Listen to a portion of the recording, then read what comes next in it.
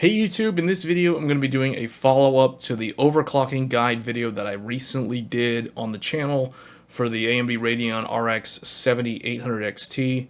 So I went back and I benchmarked all of the games that I had featured in the review video that I posted previously. If you guys want to see my thoughts on the 7800 XT overall, I encourage you guys to check out that video in the card up above. Okay, so just like with the review video, resizable bar is turned on because there is absolutely no reason not to use this feature. And then for the test system, it is the same exact test system. All I literally did was overclock the 7800 XT and run all the same games, benchmarked across 3 runs, average across all 3 attempts for every single game.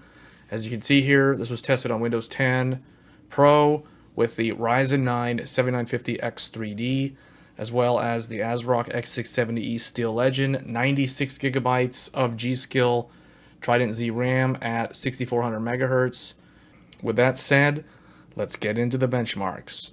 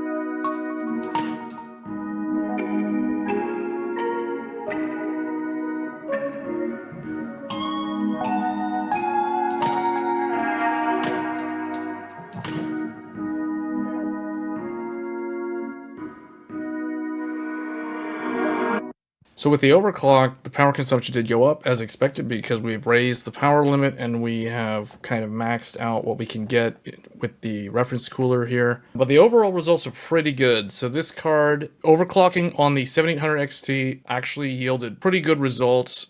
8% overall for the reference card with the overclock that I was able to get on the specific card that I tested. Your results may vary as always when overclocking, so it's always going to be up to the Silicon Lottery.